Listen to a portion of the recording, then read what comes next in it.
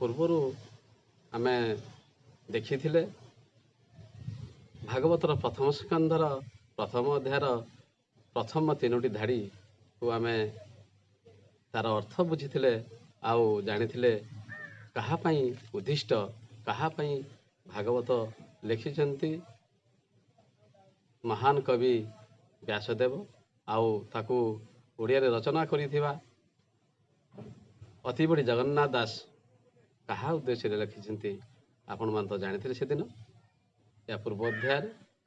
ତେଣୁ ଆଉ ଥରେ ମୋର ବିନମ୍ର ଅନୁରୋଧ ଆପଣମାନଙ୍କୁ ସଶ୍ରଦ୍ଧ ପ୍ରଣାମ ଜଣାଇ ମୁଁ ପୁଣି ଆରମ୍ଭ କରୁଛି ମୋର ଆଜିର ଅଧ୍ୟାୟ, ଷଷ୍ଠ ଅଧ୍ୟାୟ, ଷଷ୍ଠତମ।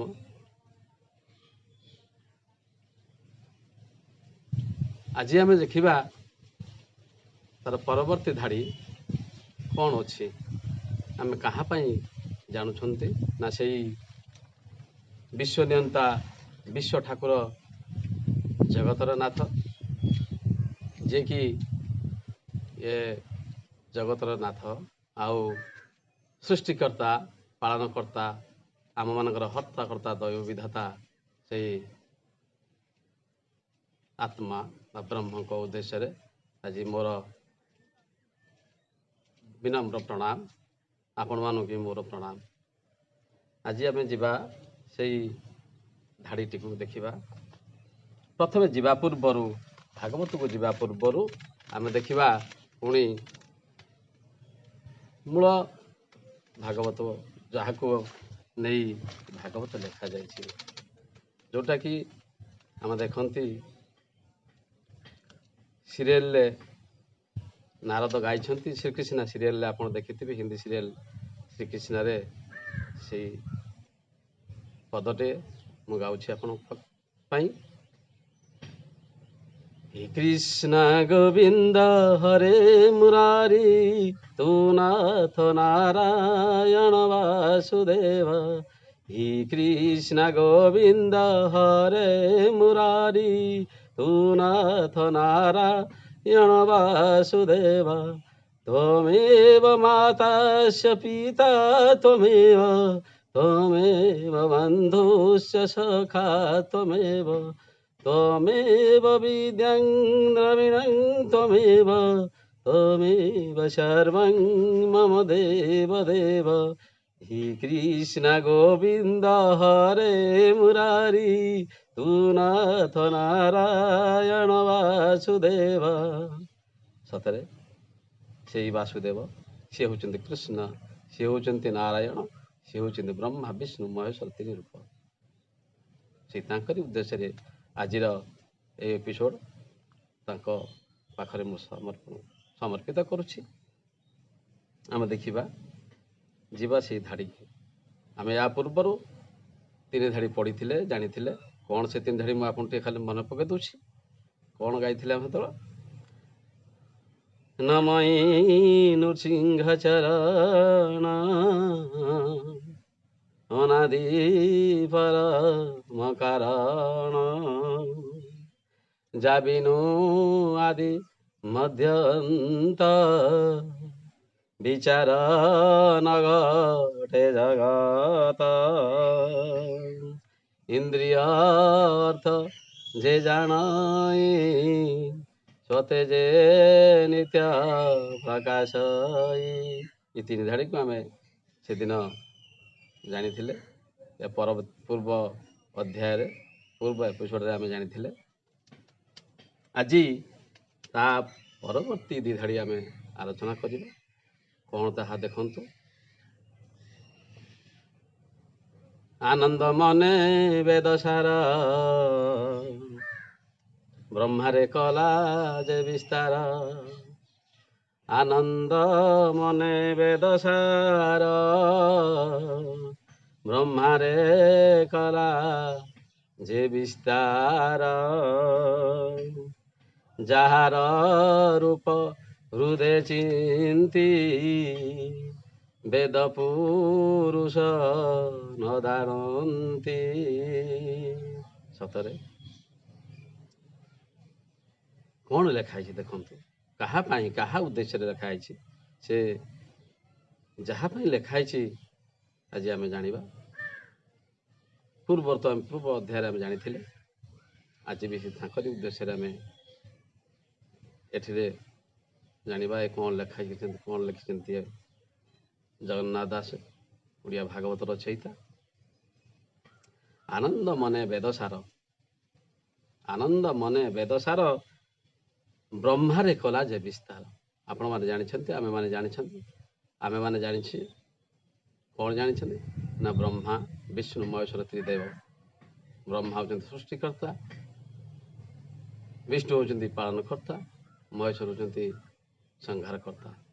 ଏଇ ତ୍ରିଦେବଙ୍କୁ ଆପଣ ଜାଣିଛନ୍ତି, କିନ୍ତୁ ବ୍ରହ୍ମାରେ କଲା ଯେ ବିସ୍ତାର ଅର୍ଥାତ୍ କ'ଣ ଆମେ ଜାଣିପାରିବା ନାହିଁ। ସେଇ ବ୍ରହ୍ମାରେ ଆନନ୍ଦ ମନେ ବେଦସାର, ଅର୍ଥାତ୍ ବେଦ ଅର୍ଥ ହେଲା ଜ୍ଞାନ। ଆନନ୍ଦ ମନରେ ଯିଏ ଜ୍ଞାନକୁ ବିସ୍ତାର କରେ କେଉଁଠି ନା ବ୍ରହ୍ମାରେ। ବ୍ରହ୍ମ ଶବ୍ଦରୁ ବ୍ରହ୍ମା, ବ୍ରହ୍ମକୁ ଯିଏ ଜାଣେ ସେ ହେଉଛନ୍ତି ବ୍ରହ୍ମା। ବ୍ରହ୍ମ ଜାନ୍ୟତେ ଇତି ବ୍ରହ୍ମା, ବ୍ରହ୍ମ ଜାନ୍ୟତେ ଇତି ବ୍ରାହ୍ମଣ ବୋଲି କୁହାଯାଏ। ସେ ହେଉଛନ୍ତି ବ୍ରାହ୍ମଣ, ଯିଏ ବ୍ରହ୍ମକୁ ଜାଣିଛନ୍ତି। ବ୍ରହ୍ମ ବିଷୟରେ ଯିଏ ସବୁବେଳେ ପଢ଼ନ୍ତି, ଜାଣନ୍ତି। ଆତ୍ମଜ୍ଞାନୀ ବ୍ରହ୍ମଜ୍ଞାନୀମାନଙ୍କୁ ବ୍ରହ୍ମା ବୋଲି କୁହାଯାଏ। ସେଇ ବ୍ରହ୍ମଜ୍ଞାନୀ ବା ବ୍ରହ୍ମାରେ, ବ୍ରହ୍ମ ଯେଉଁଠି ବାସ କରେ, ଏଠି ବ୍ରହ୍ମାରେ ଅର୍ଥାତ୍ ବ୍ରହ୍ମ ଯେଉଁଠି ବାସ କରେ। ବ୍ରହ୍ମ କେଉଁଠି ବାସ କରେ ଆମେ ଦେଖିବା। ବ୍ରହ୍ମ କେଉଁଠି ଥାଏ, ବ୍ରହ୍ମ କିଏ, ବ୍ରହ୍ମଙ୍କ ସ୍ୱରୂପ କ'ଣ, ବ୍ରହ୍ମକୁ କେଉଁଠି ପାଇବା ଆମେ ଦେଖିବା। ବ୍ରହ୍ମା ବା ବ୍ରହ୍ମ କିଏ, କେଉଁଠି ଥାଆନ୍ତି ସେ। ବ୍ରହ୍ମାରେ କଲେ ଯେ ବିସ୍ତାର, ବ୍ରହ୍ମାରେ ଯେ କଲା ବିସ୍ତାର, ବିସ୍ତାର ଲାଭ କରେ ବ୍ରହ୍ମାରେ। ତେଣୁ ବ୍ରହ୍ମା ଶବ୍ଦକୁ ଆମେ ଜାଣିବା। ବ୍ରହ୍ମ କିଏ, ବ୍ରହ୍ମ ଜାନ୍ୟତେ ଇତି ବ୍ରହ୍ମା, ବ୍ରହ୍ମ କିଏ ଜାଣିବା। ବ୍ରହ୍ମ କେଉଁଠି ଥାଆନ୍ତି ଆମେ ଦେଖିବା। ପ୍ରଥମେ ଜାଣିବା ପାଇଁ ଆମେ ଟିକେ ଆଗେଇବା। ବ୍ରହ୍ମକୁ ଜାଣିବା ପୂର୍ବରୁ ଆମେ ଭାଗବତର କଥା ଗୋଟିଏ ଜାଣିବା। କାହିଁକି ଭାଗବତ ପଢ଼ିବା ନା ଭାଗବତ ଶେଷ ଅକ୍ଷର ହେଉଛି ତତ୍ଵ ଜାଣିଲେ ତୁଟେ ଭ୍ରାନ୍ତି, ଭବସାଗର ତରି ଯାଆନ୍ତି। ୟା ପୂର୍ବ ଅଧ୍ୟାୟରେ ବି ମୁଁ ଆପଣମାନଙ୍କୁ ଜଣେଇଥିଲି। ତତ୍ଵ ଜାଣିଲେ ତୁଟେ ଭ୍ରାନ୍ତି, ଆଉ ଭବସାଗର ପାରି ହୁଅନ୍ତି ବା ପାରି ହୋଇ ତରି ଯାଆନ୍ତି। ସେ ଏ ଯେଉଁ ଜନ୍ମ ମୃତ୍ୟୁର ଭବବନ୍ଧନରୁ ପାର ହେବା ପାଇଁ ଗୋଟିଏ ମାତ୍ର ବାଟ ହେଉଛି ଭାଗବତ ପଢ଼ିବା, ଭାଗବତ ଜାଣିବା, ଭାଗବତକୁ ଚିହ୍ନିବା। ଭାଗବତ କାହା ପାଇଁ, କାହା ଉଦ୍ଦେଶ୍ୟରେ ଲେଖା ହେଇଛି ସବୁ ଜାଣିଗଲେ ନା ଆମେ ଜନ୍ମ ମୃତ୍ୟୁର ବନ୍ଧନରୁ ପାର ପାଇଯିବା। ଏ ମଣିଷ ଜନ୍ମରୁ ପାର ପାଇବା ପାଇଁ, ପାର ଉଦ୍ଧାର ହେବା ପାଇଁ ଆମକୁ ନିହାତି ଭାଗବତ ଜାଣିବା ଦରକାର। ତେଣୁ ତତ୍ଵକୁ ଜାଣିବା ଦରକାର। ଖାଲି ଭାଗବତ ପଢ଼ିଦେଲେ ହେବ ନାହିଁ, ଭାଗବତର ତତ୍ଵ ଜାଣିବା। ଭାଗବତ ପ୍ରତ୍ୟେକ ଧାଡ଼ିର ତତ୍ଵକୁ ଜାଣିବା ଉଚିତ। ଆମେ ତତ୍ଵ ଜାଣିଲେ ତୁଟେ ଭ୍ରାନ୍ତି, ଆମର ଯେଉଁ ମନରେ ଯେଉଁ ଭ୍ରମ ଅଛି ଆଉ ଶଙ୍କା ଅଛି, ତାର ସମାଧାନ ପାଇଁ ଆମକୁ ଭାଗବତ ପଢ଼ିବାକୁ ପଡ଼ିବ। ଭାଗବତର ପ୍ରତ୍ୟେକ ଧାଡ଼ିରେ ଯାହାର କଥା ଲେଖା ହେଇଛି ସେ ହେଉଛନ୍ତି ତତ୍ଵ। କେମିତି ନା ତତ୍ଵ ଜାଣିଲେ ତୁଟେ ଭ୍ରାନ୍ତି, ଭବସାଗର ତରିଯାଆନ୍ତି। ଭବସାଗର ହେଲା ଏ ସଂସାରର ଭବବନ୍ଧ, ତରିଯିବା ପାଇଁ ଆମକୁ ଭାଗବତ ଏକମାତ୍ର ସାହା, ଭରସା। ସେ ତତ୍ଵ କିଏ ଦେଖିବା ନା ତତ୍ଵକୁ ତତ୍ଵରେ ଖୋଜନ୍ତୁ, ଏ ଆତ୍ମା ତତ୍ଵ ଯେ ଜାଣନ୍ତୁ। ତତ୍ଵକୁ ତତ୍ଵରେ ପାଇବ, ଏ ଆତ୍ମା ତତ୍ଵ ଯେ ଜାଣିବ। ତତ୍ଵକୁ ତତ୍ଵରେ ପାଇବ, ଏ ଆତ୍ମା ତତ୍ଵ ଯେ ଜାଣିବୁ। ସତରେ କ'ଣ ତତ୍ଵ କିଏ ନା ତତ୍ଵକୁ ତତ୍ଵରେ ଖୋଜିବୁ। ଯେମିତି କାଠକୁ ହାଣିବା ପାଇଁ ହେଲେ ବା କାଠକୁ କାଟିବା ପାଇଁ ହେଲେ, କାଠକୁ ଛୋଟ ଛୋଟ ଅଂଶରେ ପରିଣତ କରିବା ପାଇଁ ହେଲେ କାଠ ଟିଏ ଦରକାର କାଟିବା ପାଇଁ ହେଲେ। ସେମିତି କଣ୍ଟାକୁ ଖୋଲିବା ପାଇଁ କଣ୍ଟାଟିଏ ଦରକାର। ସେମିତି ତତ୍ଵକୁ ଜାଣିବା ପାଇଁ ହେଲେ ତତ୍ଵ ଭିତରେ ଆମକୁ ହଜିବାକୁ ପଡ଼ିବ। ତତ୍ଵ ବିଷୟରେ ଜାଣିବାକୁ ପଡ଼ିବ। ତତ୍ଵ କିଏ ଜାଣିବାକୁ ପଡ଼ିବ, ନହେଲେ ଆମେ ଜାଣିପାରିବା ନାହିଁ। ତତ୍ଵକୁ ତତ୍ଵରେ ଖୋଜନ୍ତୁ, ଏ ଆତ୍ମା ତତ୍ଵ ଯେ ଜାଣନ୍ତୁ। ଆତ୍ମାର କଥା ହେଉଛି ତତ୍ଵ। ଏ ଆତ୍ମା ହିଁ ତତ୍ଵ। ଆତ୍ମା କୋଉଠି ଥାନ୍ତି ଆପଣମାନଙ୍କୁ ମୁଁ ଜଣେଇବି। ଆସ୍ତେ ଆସ୍ତେ ଧୀରେ ଧୀରେ ଯିବା ଆମେ। ଆତ୍ମା କ'ଣ, ବ୍ରହ୍ମ କ'ଣ, ଏସବୁ ବିଷୟରେ ଆମେ ଜାଣିବା। ଆମେ ତାଙ୍କୁ ବିଶ୍ୱ ନିୟନ୍ତା ବୋଲି କାହିଁକି କହିବା? ଆମ ଶରୀରର କର୍ତ୍ତା ବୋଲି, ସୃଷ୍ଟିକର୍ତ୍ତା ଆଉ ହର୍ତ୍ତା କର୍ତ୍ତା ଦୈବ ବିଧାତା ବୋଲି କେମିତି କହିବା, କାହିଁକି କହିବା?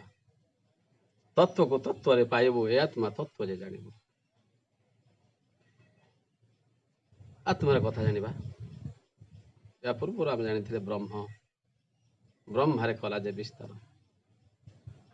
ବ୍ରହ୍ମ କ'ଣ ଦେଖିବା ଆମେ? ବ୍ରହ୍ମ କ'ଣ?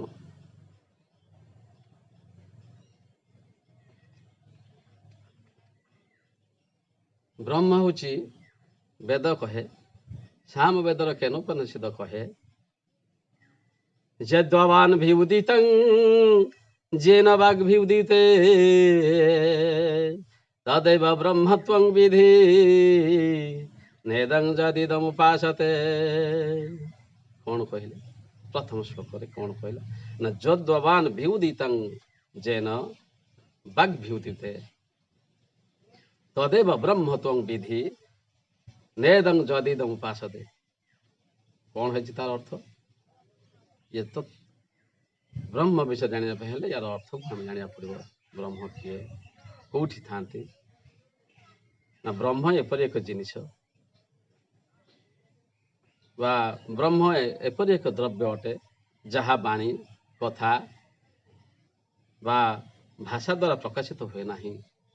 ଅର୍ଥାତ୍ ଯିଏ ଥିବାରୁ ବାଣୀ, ଭାଷା, କଥା ପ୍ରକାଶିତ ହୁଏ, ସିଏ ହେଉଛନ୍ତି ବ୍ରହ୍ମ। ଯାହାର ଆମେ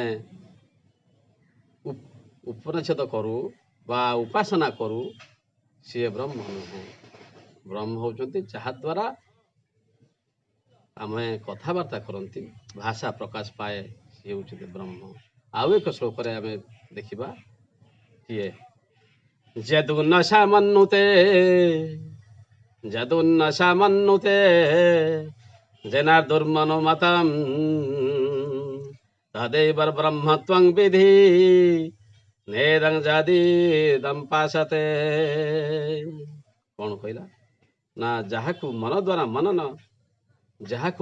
ମନନ ଚିନ୍ତନ କରାଯାଇପାରେ ନା, ସେ ଏମିତି ଜିନିଷ ଯାହାକୁ ଆମେ ମନ ଦ୍ୱାରା ମନନ ଚିନ୍ତନ କରିପାରେ ନାହିଁ ମଣିଷ, ବା ଆମେ କରିପାରନ୍ତି ନାହିଁ। କିନ୍ତୁ କ'ଣ ହୁଏ? ଯିଏ ଥିବାରୁ ଏ ମନନ ଚିନ୍ତନ କରିପାରେ, ସିଏ ହେଉଛି ବ୍ରହ୍ମ। ଯାହାକୁ ଆମେ ଉପାସନା କରନ୍ତି ସିଏ ବ୍ରହ୍ମ ନୁହେଁ। ଏ ଶ୍ଲୋକ ନମ୍ବର 2 କହୁଛି, ଯିଏ ଥିବାରୁ ମନନ ଚିନ୍ତନ କରିପାରେ। ମନ କୋଉଠି ଥାଏ ଆପଣମାନେ ଜାଣନ୍ତି। ପ୍ରଥମ ଶ୍ଲୋକ ହେଉଛି କ'ଣ ନା, କଥା, ଭାଷା କୋଉଠୁ ଆସେ ଆପଣମାନେ ବି ଜାଣନ୍ତି। ତୃତୀୟ ଶ୍ଲୋକକୁ ଯିବା, ଯଚକ୍ଷୁଷା ନ ପଶ୍ୟତି ଯେନ ଚକ୍ଷୁଷ ପଶ୍ୟତେ ତଦେବ ବ୍ରହ୍ମତ୍ୱଂ ବିଧି ନେଦଂ ଯଦିଦମୁପାସତେ।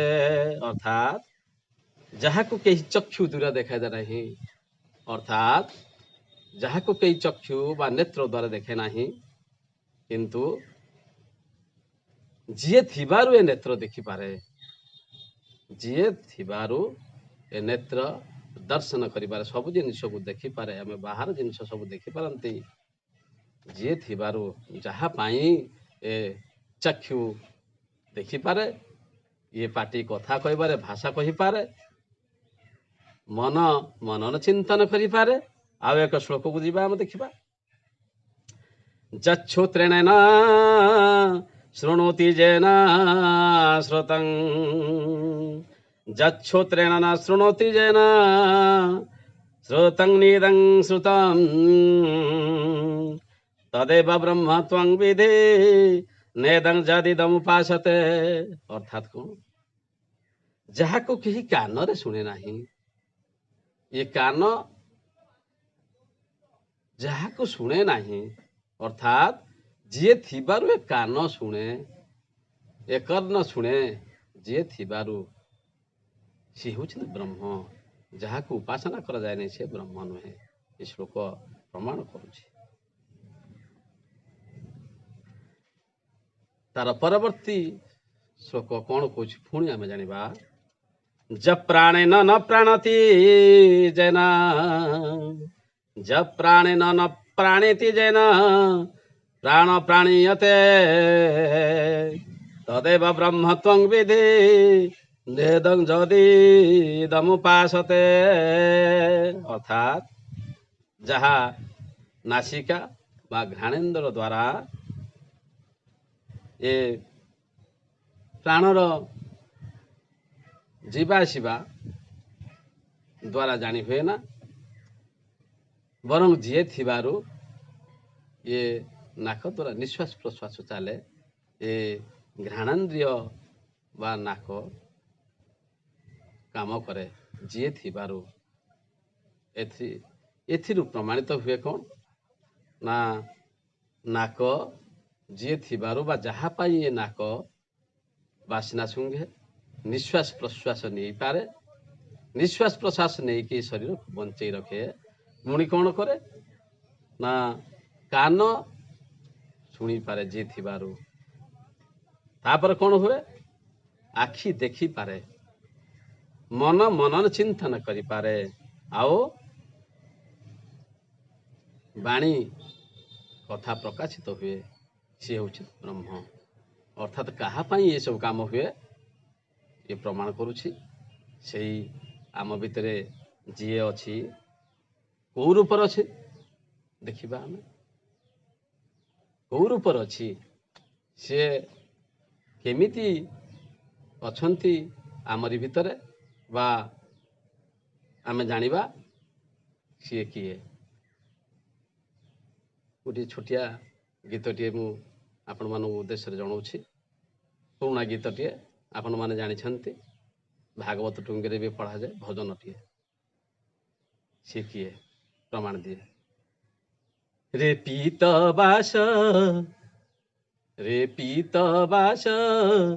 निश्वास को नाही रे विश्वास रे पीत बास निश्वास को नाही रे विश्वास ए दिन राति संज खाली दिन राति संज खाली भोहे अनचास रे पीत बास निश्वास को नाही रे विश्वास सतरे से निश्वास जहाँ को विश्वास नहीं कौन करे ना दिन राति 49 बहे दिन राति 24 घंटा जाक से बहुत है निश्वास बाम पट जाऊँगी पुणी आसूची प्रश्वास जाऊँगी निश्वास होके आसूची बाम पट पुरारे जाऊँगी डाण पटरे आसूची फेरुची गंगा और गंगा जमुना से नासिका बाटे जी जाऊँगी आसूची तारी अन्य ना होची प्राण 49 पवन बहुला जाए आम ए शरीर भितर आम अच्छा 49 जिते 49 हूँ 4 रे 9 49 4 रे 9 जिते पूर्ण संख्या हो 49 हूँ अजुग्म संख्या रू जिते 49 परवर्ती संख्या आसीज अजुग्म संख्या जुग्म हो अपूर्ण संख्या पूर्ण जिते होना से 5 रे 0 लगी अर्थात 50 हो 50 है पूर्ण संख्या ये शरीर पूर्ण हो ये शरीर काम कार्य सब पूर्ण हो 5 रे 0 लगिगला अर्थात से समाप्त हो जाए पूर्ण हो जाए कौन हो जाए ना सब गुड़ाक पूर्ण अजुग्म अपूर्ण संख्यार सब पूर्ण हो गले आउ ये शरीर भितर कहीं रहा कहीं ना 5 रे सब 0 लगिगला 49 रु 50 हो गला 5 रे 0 लगिला अर्थात पंच कर्मेन्द्रिय पंच ज्ञानेन्द्रिय पंचभूत ये 3 प्रकार 5 रे सब 0 लग जाए अर्थात 0 है शून्य शून्य शून्य महाशून्य रे मिसी जाए ये शरीर शून्य शून्य महाशून्य रे मिसई जाए मिल जाए तेणु 49-50 हो गले ये शरीर रहा तेणु रे पीतवास निश्वास को ना रे विश्वास केतोले निश्वास बंद हो चली आम शरीर भितर आम जापर तेणु से निश्वास अन्य ना हो आत्मा बा ब्रह्म अटे वेद कौन कहला ଅୟଂ ଆତ୍ମା ବ୍ରହ୍ମ, ଏହି ଆତ୍ମା ହିଁ ବ୍ରହ୍ମ ଅଟେ। ଏ ବେଦର କଥା ମୁଁ କହୁନାହିଁ ଆପଣମାନଙ୍କୁ, ଏ ବେଦ କହୁଛି, ଭାଗବତ କହୁଛି, ଗୀତା ବି କହୁଛି। ଆଉ ଗୋଟିଏ ଛୋଟିଆ ଗୀତଟେ ବୋଲି ଆପଣଙ୍କୁ ଜଣେଇ ଦେଉଛି କେମିତି ସରେ ତତ୍ଵ କଥା ଇଏ ସବୁ। ବହୁ ଚାଲି ନ ଜାଣଇଲ ପାଦ ପଡୁଥାଏ ବଙ୍କା, ବହୁ ଚାଲି ନ ଜାଣଇଲ ପାଦ ପଡୁଥାଏ ବଙ୍କା, ଯେଉଁ ଦିନ ବହୁ ସଳଖି ଚାଲିବ, ଯେଉଁ ଦିନ ବହୁ ସଳଖି ଚାଲିବ ଜରେ ପଡିଯିବ ଡକା। ସତରେ ଇଏ ଶରୀର ଭିତରେ ବହୁ ଚାଲି ଜାଣୁଛି, ବହୁ ଚାଲି ଜାଣୁନାହିଁ। ଯେତେବେଳେ ସଳଖି ଚାଲିବ ନା ସେତେବେଳେ ଘରେ ପଡ଼ିଯିବ ଟକା, ଅର୍ଥାତ୍ କାନ୍ଦ ବାଳି ପଡ଼ିଯିବ। ଇଏ ହେଉଛି ସେଇ ଶରୀର ତତ୍ଵ କଥା, ସେଇ ବ୍ରହ୍ମଙ୍କର କଥା, ଆତ୍ମାର କଥା। କ'ଣ କହିଛି ଭାଗବତରେ? କ'ଣ କହିଛନ୍ତି ନା ବ୍ରହ୍ମାରେ କଲା ଯେ ବିସ୍ତାର। ମାତୃଗର୍ଭରେ ଯେତେବେଳେ ସନ୍ତାନଟିଏ ତାର ପ୍ରଥମ ଆରମ୍ଭ ହୁଏ ନା, ସେତେବେଳର କଥା ଇଏ। ସେତେବେଳେ ବ୍ରହ୍ମା ହୋଇକି ସୃଷ୍ଟି କରନ୍ତି। ଆମେ ପୂର୍ବ ଅଧ୍ୟାୟରେ ଆଲୋଚନା ଆମେ କରିଥିଲେ। ମୀନ ରୂପ ସେତେବେଳେ ହେଇଥିଲା। ପ୍ରଥମେ ବ୍ରହ୍ମା ହୁଅନ୍ତି, ତାପରେ ବିଷ୍ଣୁ ହୁଅନ୍ତି, ତାପରେ ମହେଶ ହୁଅନ୍ତି। କେମିତି ଆମେ ତ ପ୍ରଥମ ପୂର୍ବ ଅଧ୍ୟାୟରେ ଆମେ ପଢ଼ିଥିଲେ। କେମିତି ଆମେ ଦେଖିବା, ଆଉ ଟିକେ ଆପଣଙ୍କୁ ମନରେ ପକେଇ ଦଉଛି। ସୃଷ୍ଟି ଉଦୟ ବ୍ରହ୍ମା ହୋଇ, ପାଳନେ ସେ ବିଷ୍ଣୁ ବୋলাই, ସଂହାର କାଳେ ରୁଦ୍ର ରୂପେ, ସୁଖ ବିହାରେ ମୋହ କଳ୍ପେ। ଅର୍ଥାତ୍ ଏ ଯେଉଁ ସୃଷ୍ଟିର ଅୟମାରମ୍ଭ, ଉଦୟ, ସୂର୍ଯ୍ୟ ଯେମିତି ଉଦୟ ଅସ୍ତ ହୁଅନ୍ତି, ସୂର୍ଯ୍ୟ ଉଦୟରେ ଆଲୋକ ପୃଥିବୀକୁ ସ୍ପର୍ଶ କରେ, ଅନ୍ଧକାର ଆସେ, ଅନ୍ଧକାର ଯାଏ। ହେଉଛି ସେଇ ଶରୀର ତତ୍ଵ କଥା। ବ୍ରହ୍ମାରେ କଲା ଯେ ବିସ୍ତାର, ଶରୀର ଭିତରେ ବିସ୍ତାର କଲା ସିଏ ମାତୃଗର୍ଭରେ। ଯାହାର ରୂପ ହୃଦୟ ଚିନ୍ତି ବେଦ ପୁରୁଷ ନ ଜାଣନ୍ତି। ଯାହାର ରୂପ, ତାଙ୍କର ରୂପକୁ ଇଏ ବେଦ ପୁରୁଷ, ଅର୍ଥାତ୍ ବେଦ ହେଉଛନ୍ତି, ବେଦ ହେଉଛି ଜ୍ଞାନର କଥା, ଜ୍ଞାନର ଅନ୍ୟ ନା। ବେଦ ପୁରୁଷ ହେଲେ ଜ୍ଞାନୀମାନେ, ଜ୍ଞାନୀମାନେ ଗୁଣୀମାନେ ଜାଣିପାରନ୍ତି ନାହିଁ ତାଙ୍କରି କଥାକୁ। କେମିତି କେମିତି ଜାଣିପାରନ୍ତି ନାହିଁ, ପ୍ରମାଣ ଦଉଛି କବି ସମ୍ରାଟ ଉପେନ୍ଦ୍ର ଭଞ୍ଜଙ୍କ ଗୋଟିଏ ଗୀତ ଆଉ କବିତା। କେମିତି ବେଦ ପୁରୁଷମାନେ ତାଙ୍କ କଥାକୁ ଜାଣିପାରନ୍ତି ନାହିଁ, ସେ ଆତ୍ମାର କଥା, ବ୍ରହ୍ମଙ୍କର ରୂପ। ତେଣୁ ସେ ଅବ୍ୟକ୍ତ, ଅବର୍ଣ୍ଣନୀୟ। ଆଉ ତାଙ୍କର ପାଦ ନାହିଁ, ଅପାଦ ଅପାଣି, ସିଏ ସୂକ୍ଷ୍ମ ରୂପୀ ନିରାକାର କୁହାଯାଏ।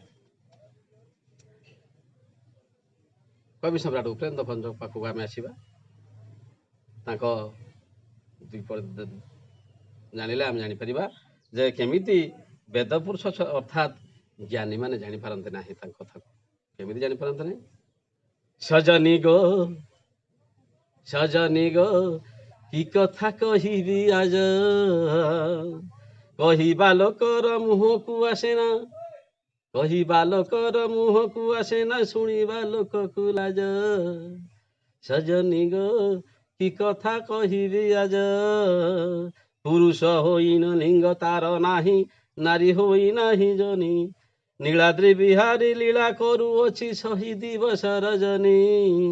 ସଜନୀ ଗୋ, କି କଥା କହିବି ଆଜ, କହେ ଉପଇନ୍ଦ୍ର ଭଞ୍ଜ ବୀରଭଦ୍ର, ଏ ରସରୁ ରସ ନାହିଁ, ସଜନୀ ଲୋ ଏ ରସରୁ ରସ ନାହିଁ। କବିକୁ ଛମାସେ, ସତରେ କବିକୁ ଛମାସେ, ପଣ୍ଡିତେ ବରସେ, ଆନେ ବା ବୁଝିବେ କାହିଁ, କବିଙ୍କୁ 6 ମାସ ଲାଗେ। କବିଙ୍କୁ 6 ମାସ ଲାଗୁଛି ତା କଥା ବୁଝିପାରୁନାହାନ୍ତି, ତଥାପି ବୁଝିପାରନ୍ତି ନାହିଁ। 6 ମାସ ସଫିସିଏଣ୍ଟ ହୁଏ ନାହିଁ। 6 ମାସ ଭିତରେ ବି ସେମାନେ ତାଙ୍କ ବିଷୟରେ ଜାଣିପାରନ୍ତି ନାହିଁ, ସବୁ ବିଷୟରେ ଜାଣିପାରନ୍ତି ନାହିଁ। ଯେତେ ଜାଣିଲେ ବି ନୂଆ ଲାଗୁଥାଏ, ଯେତେ ତାଙ୍କ ବିଷୟରେ ଶୁଣୁଥିଲେ ବି ସେ ନୂଆ ଲାଗୁଥାଏ। ଏମିତି ଏକ ବ୍ରହ୍ମ ଏମିତି ଏକ ଜିନିଷ, ବ୍ରହ୍ମ ଏମିତି ଏକ ଦ୍ରବ୍ୟ। ତେଣୁ କହିଲେ କ'ଣ ନା ତମେବ ମାତାଶ୍ଚ ପିତା ତମେବ ତମେବ ବନ୍ଧୁଶ୍ଚ ସଖା ତମେବ ବିଦ୍ୟା ଦ୍ରବିଣଂ ତମେବ। ତୁମେ ଏମିତି ଏକ ଦ୍ରବ୍ୟ ବା ସେ ବ୍ରହ୍ମ ବା ଆତ୍ମା ଏମିତି ଏକ ଦ୍ରବ୍ୟ, ତାଙ୍କ ବିଷୟରେ କେହି ଜାଣିପାରିବେ। ତେଣୁ ସେ ଅବ୍ୟକ୍ତ ଅବର୍ଣ୍ଣନୀୟ, ତାଙ୍କର ରୂପ ନାହିଁ, ଅରୂପ ସିଏ। ବକ୍ତବ୍ୟ ପ୍ରକାଶ କରିପାରେ ନାହିଁ, ଭାଷା ବି ପ୍ରକାଶ କରି ହୁଏ ନାହିଁ ତାଙ୍କ ବିଷୟରେ। ଭାଷା ନାହିଁ ତାଙ୍କ ବିଷୟରେ ବକ୍ତବ୍ୟ ଆମେ ଦେବା ପାଇଁ ବା ବର୍ଣ୍ଣନା କରିବା ପାଇଁ ତାଙ୍କ ରୂପ ଗୁଣକୁ। ତେଣୁ ସେ କ'ଣ କରେ ନା କବିଙ୍କୁ 6 ମାସ ଲାଗେ, ପଣ୍ଡିତଙ୍କୁ ବରଷେ। ଚିନ୍ତା କରନ୍ତୁ, ଯେଉଁ କବିମାନେ ତାଙ୍କ ପଛରେ ସବୁବେଳେ ଲେଖିବା ପାଇଁ ଧାଇଁଥାନ୍ତି, ତାଙ୍କୁ 6 ମାସ ଲାଗେ। 6 ମାସ ଭିତରେ ବି ତାଙ୍କୁ ବୁଝିବା ସମ୍ଭବପର ହୁଏ ନାହିଁ। କବିକୁ 6 ମାସେ ପଣ୍ଡିତେ ବରଷେ, ଆନେ ବା ବୁଝିବେ କାହିଁ। ଅଲଗା ଲୋକ କ'ଣ ବୁଝିବେ? କବିକୁ 6 ମାସ ଲାଗୁଛି। କବି ଭାବୁକର, କବି ହେଲେ ଭାବୁକ। ସେମାନେ ଭାବ ଲଗେଇକି ଡୋରି ଲଗାଇ ଦିଅନ୍ତି। ଯେଉଁମାନେ କବି ସେମାନେ ଭାବ, ସେଇ ଭାବର ଠାକୁର ପାଖରେ ସେମାନେ ନିଜକୁ ସମର୍ପଣ କରିଦିଅନ୍ତି ଲେଖିବା ପାଇଁ। ତାଙ୍କ ବିଷୟରେ ଦ୍ୱିଧାଡ଼ି ଲେଖିବା ପାଇଁ ନିଜକୁ ସମର୍ପଣର ଭାବ କରିବାକୁ ପଡ଼ିବ, ନିଜକୁ ସମର୍ପି ଦେବାକୁ ପଡ଼ିବ। ନିଜକୁ ପ୍ରେମିକ ସ୍ଥାନରେ ରଖି ତାଙ୍କୁ ପ୍ରେମିକା କରିଦେବାକୁ ପଡ଼ିବ। ପ୍ରେମିକ, ସେ ପ୍ରେମିକ, ଆମେ ପ୍ରେମିକା। ଏ ହେଉଛି ପ୍ରେମ ରସରେ ଆମେ ହଜିଯିବା।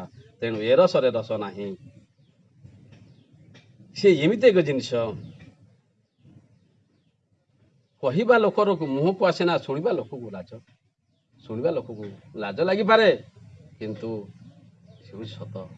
କ'ଣ ନା ଜଗତର ନାଥ ଜଗନ୍ନାଥ, ତାଙ୍କୁ କୁହାଯାଏ ମା। ଆଉ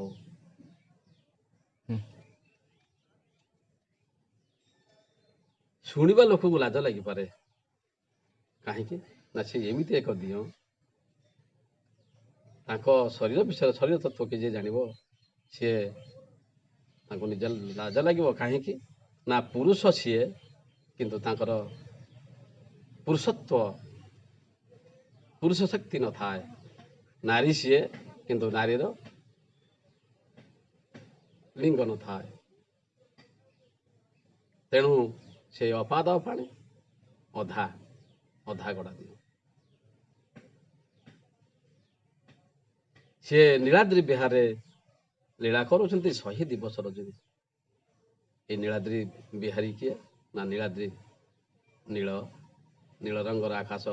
ଆମେ ଯଦି ଆଖି ବୁଜି ଦେଉଛନ୍ତି, ଆମ ଭିତରଟା ଅନ୍ଧାର ହେଇଯାଉଛି, ଆମ ଶରୀର ଭିତରେ ଅନ୍ଧକାର। ଏଇ ଅନ୍ଧକାର ଭିତରେ ନୀଳ ରଙ୍ଗର ଅନ୍ଧକାର, ତାରି ଭିତରେ ଯିଏ ରହନ୍ତି ସେ ହେଉଛନ୍ତି ନୀଳାଦ୍ରି ବିହାରୀ। ଏ ଶରୀରର ନୀଳ ରଙ୍ଗ ଭିତରେ, ନୀଳ ଆକାଶ ଭିତରେ ଯେଉଁ ଜ୍ୟୋତିଷ ରୂପ ଆତ୍ମା ବା ବ୍ରହ୍ମ ଅଛନ୍ତି, ସିଏ ନୀଳାଦ୍ରି ବିହାରୀ। ଦିନ ରାତି ପ୍ରତ୍ୟେକ ମୁହୂର୍ତ୍ତରେ, ପ୍ରତ୍ୟେକ ସମୟରେ ସେ ଲୀଳା କରୁଛନ୍ତି ଆମରି ଭିତରେ ଥାଇକି। ଆମକୁ ଚଲାଉଛନ୍ତି, ବୁଲାଉଛନ୍ତି, ଖେଳାଉଛନ୍ତି, ଏ ଶରୀରକୁ ପ୍ରତ୍ୟେକ କାମ କାର୍ଯ୍ୟ କରାଉଛନ୍ତି। କବିଙ୍କୁ 6 ମାସେ ଭାବ ଲଗେଇଦେଲେ ତାଙ୍କୁ। କବି ହେଲେ ଭାବୁକ ଲୋକ, ତାଙ୍କ ସହିତ ଭାବ ଲାଗେ। ଭାବ ନ ଲଗେଇଲେ ହେବ ନାହିଁ, ତାଙ୍କ ବିଷୟରେ ଜାଣି ହେବ ନାହିଁ। ତେଣୁ ଭାଗବତର ପ୍ରଥମ ଅକ୍ଷର ଭାରୁ ଭାବ, ତାଙ୍କ ସହିତ ଭାବ ଯୋଡ଼ିବ। ଭାବ ତାଙ୍କ ଗଭୀରତା ବିଷୟରେ ଜାଣିବାକୁ ହେଲେ ତାଙ୍କ ସହିତ ପ୍ରେମରେ ଆବଦ୍ଧ ହେବାକୁ ପଡ଼ିବ, ପ୍ରେମରେ ବାନ୍ଧି ହେବାକୁ ପଡ଼ିବ, ପ୍ରେମ ରସରେ ବୁଡ଼ି ଯିବାକୁ ପଡ଼ିବ। ଏ ହେଉଛି ଭାବର କଥା। ତାଙ୍କର କ'ଣ ହୁଏ ନା ଯାହାର ରୂପ ହୃଦୟ ଚିନ୍ତି ବେଦ ପୁରୁଷ ନ ଜାଣନ୍ତି। ଜ୍ଞାନୀମାନେ ତାଙ୍କୁ ଜାଣିପାରନ୍ତି ନାହିଁ। ପଣ୍ଡିତ ମାନେ ବୁଝିପାରନ୍ତିନି, ବର୍ଷେ ଭିତରେ ତାଙ୍କୁ ଲାଗିଯାଏ। ପଣ୍ଡିତ କୁହାଯାଏ। କବିମାନେ ଲେଖିବା ପାଇଁ 6 ମାସ ସମୟ ନିଅନ୍ତି। ଆଉ ଅଲଗା ଲୋକ କ'ଣ ବୁଝିବେ ତାଙ୍କୁ? ତେଣୁ ସେ ଅବର୍ଣ୍ଣନୀୟ, ଅବ୍ୟକ୍ତ ଅବର୍ଣ୍ଣନୀୟ। ସେ ହେଉଛନ୍ତି ଅପାଦ ପାଣି ତାଙ୍କର ପାଦ ନାହିଁ ଆଉ ହାତ ବି ନାହିଁ। ତେଣୁ ତାଙ୍କ ବିଷୟରେ ଜାଣିବା ପାଇଁ ହେଲେ ଆମକୁ ଭାଗବତ ଜାଣିବାକୁ ପଡ଼ିବ। ତାପରେ ଏହା ପରବର୍ତ୍ତୀ ଅଧ୍ୟାୟରେ ପୁଣି ଆମେ ଏହା ପରବର୍ତ୍ତୀ ଏପିସୋଡ଼ରେ ଆମେ ଦେଖିବା ଆଉ କ'ଣ କହୁଛି ଭାଗବତ, କ'ଣ କହୁଛି ଆମେ ୟା ପରେ ଜାଣିବା। ତେଣୁ ଆଜି ମୋର ବାଣୀକୁ ବିଶ୍ରାମ ଏଇଠି ଦେଉଛି, ଏଇଠି ରଖିବା। ଆମେ ପରବର୍ତ୍ତୀ ଅଧ୍ୟାୟକୁ ଯିବା ପୂର୍ବରୁ ମୁଁ ଖାଲି ଆପଣମାନଙ୍କ ବିଷୟରେ ଟିକେ ଜଣାଇ ଦେଉଛି, ଟିକେ ଜଣେ କହୁଛି ଟିକେ। ଆମେ ମୋର ଯେଉଁ ଚ୍ୟାନେଲକୁ ଆପଣମାନେ ଦର୍ଶନ ଦେଖୁଛନ୍ତି, ନୂତନ ଦିଗନ୍ତ ନୂତନ ଆଶା, ଏ ନୂତନ ଦିଗନ୍ତ ନୂତନ ଆଶାକୁ ଆପଣ ଦେଖିବେ। ଭଲ ଲାଗିଲେ ଟିକେ ସମସ୍ତଙ୍କୁ ସେୟାର କରିବେ। ଆଉ ନିଜେ ସେଇ ଭାବ ବିନୋଦିଆ ଠାକୁର ଆତ୍ମା ବା ବ୍ରହ୍ମଙ୍କ ପାଖକୁ ଆମେ ଯିବା। ତାକୁ ଦର୍ଶନ କରିବା ପାଇଁ ହେଲେ ନିଜକୁ ଆମ ଭିତରେ ଖୋଜିବାକୁ ପଡ଼ିବ। ସେଇ ଜଗନ୍ନାଥଙ୍କୁ, ବିଶ୍ୱନିୟନ୍ତା ଜଗନ୍ନାଥ ଆତ୍ମା ବା ବ୍ରହ୍ମଙ୍କୁ ଆମରି ଭିତରେ ଖୋଜି ଆମେ ପାଇଲେ ସମସ୍ତଙ୍କ ଭିତରେ ଦର୍ଶନ କରିବା। ଆମ ନିଜ ଭିତରେ ଦର୍ଶନ କରିବା, ସମସ୍ତ ଜୀବମାନଙ୍କ ଭିତରେ ଦର୍ଶନ କରିବା, ଆଉ ସମସ୍ତଙ୍କୁ ପ୍ରେମ ସ୍ନେହ ଦେଇ ଦେଖିବା, ଭଲ ପାଇବା, ଆଉ ଜୀବେ ଦୟା ଗୁଣ ନିଜେ ରଖିବା, ଭଗବାନ ପାଲଟିଯିବା। ନିଜକୁ ଭଗବାନ କରିବା ପାଇଁ ହେଲେ ବା ଭଗବାନଙ୍କୁ ପାଇବା ପାଇଁ ହେଲେ, ଈଶ୍ୱରଙ୍କୁ ପାଇବା ପାଇଁ ହେଲେ ନିଜକୁ ଭଗବାନ ହେବାକୁ ପଡ଼ିବ। କାହିଁକି ନା ପାଣି ଯେଉଁଠି ଥାଉ, ଆକାଶରେ ଆପଣ ଦେଖୁଛନ୍ତି ଆକାଶରେ ପାଣି ଅଛି ଜଳୀୟ ବାଷ୍ପ ରୂପରେ। ଜଳୀୟ ବାଷ୍ପ ଯେତେବେଳେ ପାଣି ହୁଏ ନା ବର୍ଷା ରୂପରେ ପଡ଼େ, ପାଣି ନହେଲା ପର୍ଯ୍ୟନ୍ତ ସିଏ ପାଣିରେ ମିଶିପାରେ ନା, ନଈନାଳକୁ ଯାଇପାରେ ନା, ସମୁଦ୍ର ସହିତ ମିଶିପାରେ ନା। ସେମିତି ଇଏ ହେଉଛି ପ୍ରାକୃତିକ ନିୟମ। ଇଂଲିଶରେ କହିଛି ୱାର୍ଡସ୍ ଆର୍ ସିମ୍ପଲି ଦର୍ସ ଫ୍ଲକ୍ସ ଟୁଗେଦର, ଅର୍ଥାତ୍ ସମାନ ଧର୍ମୀ ବ୍ୟକ୍ତିମାନେ, ସମାନ ଧର୍ମୀ ଜୀବମାନେ ସମାନ ଧର୍ମକୁ ବା ସମଧର୍ମୀ ଆଡ଼କୁ ଆକର୍ଷିତ ହେଇଯାଆନ୍ତି। ପିଲାଟିଏ ପିଲା ଆଡ଼କୁ, ବୁଢ଼ାଟିଏ ବୁଢ଼ା ଆଡ଼କୁ, ଯୁବକଟିଏ ଯୁବକ ଆଡ଼କୁ ଯେମିତି ଆକର୍ଷିତ ହୁଏ, ସେମିତି ଆମେ ଯଦି ଭଗବାନ ଆଡ଼କୁ, ଭଗବାନଙ୍କୁ ପାଇବାକୁ ହେଲେ ଆମକୁ ପ୍ରଥମେ ଭଗବାନଙ୍କର ଗୁଣ ଜାଣିବାକୁ ପଡ଼ିବ। ଆଉ ଭଗବାନଙ୍କ ଗୁଣକୁ ନିଜ ଭିତରେ ଧାରଣ କରି ଆମେ ଭଲ ହେଇଯିବା। ଭଗବାନ ହେଇଗଲେ ସାରା ବିଶ୍ୱ ମଧୁମୟ ହୋଇଥିବ, ମଙ୍ଗଳମୟ ହୋଇଥିବ, ସମସ୍ତେ ଭଲ ରହିବେ। ଆଉ ସର୍ବେ ଭବନ୍ତୁ ସୁଖିନଃ, ସର୍ବେ ସନ୍ତୁ ନିରାମୟା, ସର୍ବେ ଭଦ୍ରାଣୀ ପଶ୍ୟନ୍ତୁ ମା କଶ୍ଚିତ୍ ଦୁଃଖ ହେବେ। ସମସ୍ତେ ଭଲ ରହିବେ, ଭଲ ମଣିଷ ହେବେ, ଭଦ୍ର ହେବେ, ନମ୍ର ହେବେ, ଧୀରେ ସ୍ଥିର ହେବେ। ଆଉ ସମସ୍ତେ ସମସ୍ତଙ୍କ ଭିତରେ ଦେଖନ୍ତୁ ଏଇ ଆତ୍ମା ବା ବ୍ରହ୍ମଙ୍କୁ ଦର୍ଶନ କଲେ ଆଉ କେହି କାହା ପାଇଁ ଦୁଃଖର କାରଣ ସାଜିବେ ନାହିଁ, ଦୁଃଖ ପାଇବେ ନାହିଁ। ସମସ୍ତଙ୍କୁ ଏତିକି ମୋର ନିବେଦନ, ସମସ୍ତଙ୍କ ଭିତରେ ସେ ଆତ୍ମ ବ୍ରହ୍ମଙ୍କୁ ଦର୍ଶନ କରନ୍ତୁ। ଆଉ ସର୍ବେ ଭବନ୍ତୁ ସୁଖିନଃ, ସର୍ବେ ସନ୍ତୁ ନିରାମୟା, ସର୍ବେ ଭଦ୍ରାଣୀ ପଶ୍ୟନ୍ତୁ ମା କଶ୍ଚିତ୍ ଭାବେ ଗାଇ ସମସ୍ତଙ୍କ ପାଇଁ ଭଲ ମଣିଷଟିଏ ସାଜି ଭଲ ମଣିଷ ହେଇଯାଆନ୍ତୁ। ଆଉ ଭଲରେ ରହନ୍ତୁ, ସମସ୍ତଙ୍କୁ ଭଲ ରଖିବା ପାଇଁ ଚେଷ୍ଟା କରନ୍ତୁ। ଆଉ ଏ ପୃଥିବୀକୁ ସୁଖ ଶାନ୍ତି ଆନନ୍ଦରେ ରଖିବା ପାଇଁ ଆପଣ ଭଗବାନ ପାଲଟି ଯାଆନ୍ତୁ, ଭଲ ମଣିଷଟିଏ ପାଲଟି ଯାଆନ୍ତୁ। ସେଇ ତାଙ୍କରି କଥା ଆଉ ଟିକେ ପଦ ଶେଷରେ ଟିକେ ଗୋଟିଏ ଗୀତ ଗାଇ ଦେଉଛି ଭୀମ ଭୋଇଙ୍କର। ରୂପରେଖ ନାହିଁ ସେ ଶୂନ୍ୟ ଦେହି, ରୂପରେଖ ନାହିଁ ସେ ଶୂନ୍ୟ ଦେହି, ଅଛ ହୃଦୟ ମୋ ହୃଦୟ ଭିତରେ ଅଛନ୍ତି, ଆପଣମାନଙ୍କ ହୃଦୟ ଭିତରେ, ସମସ୍ତଙ୍କ ହୃଦୟ ଭିତରେ ଅଛନ୍ତି, ସମସ୍ତଙ୍କ ହୃଦ ଖଣ୍ଡରେ ଅଛନ୍ତି ସେଇ ବ୍ରହ୍ମା ବିଷ୍ଣୁ ମହେଶ୍ୱର ଦେବ ବ୍ରହ୍ମ ହୋଇ। ତାଙ୍କୁ ଖୋଜିବା ପାଇଁ ହେଲେ, ଆମେ ଜାଣିବା ପାଇଁ ହେଲେ ଆମକୁ ଭାଗବତ ନୀତି ପ୍ରତିଦିନ ପଦେ ପଦେ ଆମକୁ ବୁଝିବା, ପଢ଼ିବା ଆଉ ଜାଣିବା। କ'ଣ ଜାଣିଗଲେ ଆମେ ପାର ଉଦ୍ଧାର ପାଇଯିବା ଏଇ ଯେଉଁ ଭବସାଗର। ଏତିକି କହି ମୋ ବାଣୀକୁ ବିଶ୍ରାମ ଦେଉଛି। ନମସ୍ତେ, ପ୍ରଣାମ, ରହୁଛି।